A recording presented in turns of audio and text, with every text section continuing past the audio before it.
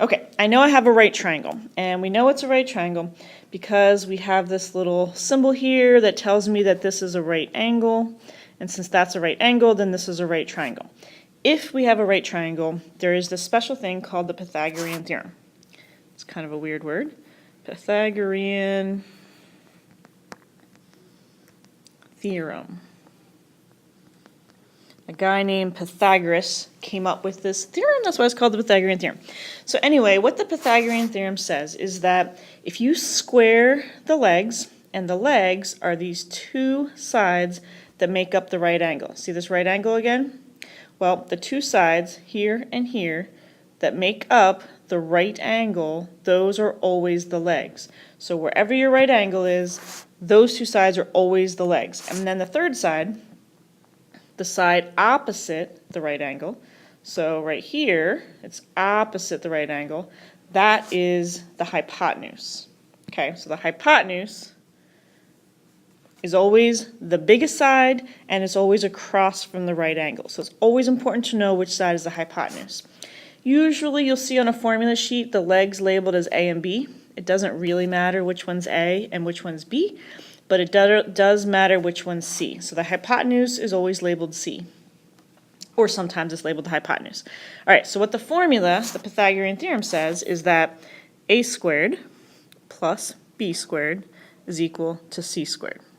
So in other words, if I square the legs and add them together, it is the same exact thing as the hypotenuse squared. That is always true. That's what this guy Pythagoras figured out, and that's why we have this formula.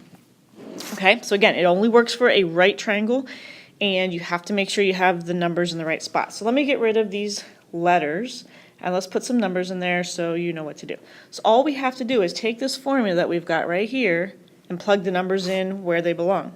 So let's say this is 5 inches, and let's make this 7 inches, and we don't know what the hypotenuse is. So I'm just going to plug them in. So A squared, let's say 5 is A, and 7 is B. We don't know C, so we'll just make that an X.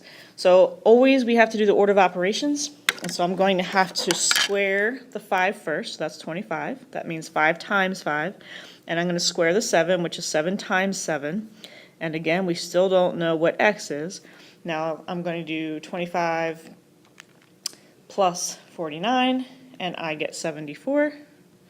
That is what X squared has to be. Here's the tricky part though. That's what X squared is, but we want to know what's X, not X squared. So when we multiply, the inverse of multiply is divide. When I divide, the inverse is multiply. When I add, the inverse is subtract, and when I subtract, the inverse is to add. When we have an X squared, the inverse of X squared is the square root. They undo each other, okay? So that X squared and the square root, they undo each other. So if I want to undo an X squared so that I have just X, I have to take the square root of it, and which means I always have to do the same thing to both sides. I have to take the square root of that one as well. Now let me see if I can erase a whole bunch of stuff on here. Let me erase the formula. Maybe.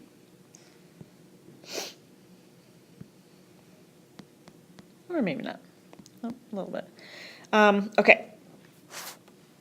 So I'm going to go to another page, and last time it didn't quite work, so I won't be able to go back. But let me quickly go to another page. Remember, I've got the 74 equals X squared. And I have that 74 equals X squared. And we said the way you undo X squared is by taking the square root. And here's the thing. If I've got a little calculator here, okay, on my calculator, I've got some different buttons. And one of the buttons is the X squared button. Okay, and that's right next to the 7 button. On top of the X squared button it has this little square root symbol.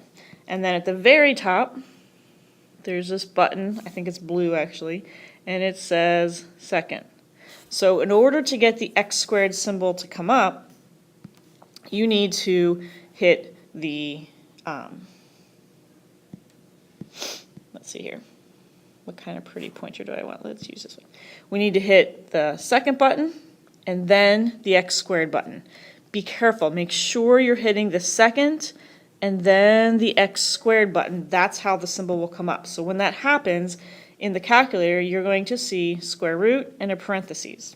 After the parentheses, you will need to then just type in your 74, close your parentheses, and hit equals. And when I do that, so I'm going to hit second, x squared, 74, and my final answer then in the calculator shows 8.602325 and a whole bunch of stuff. We don't need to write all those numbers down. Look at the 6. The number after it is a 0, so I'm going to just say x by itself is 8.6. And that would be my final answer, okay? So make sure you know which one is the hypotenuse, which ones are your legs, square them, then add them, and then we need to square root so that we get x by itself. So this final answer would be 8.6.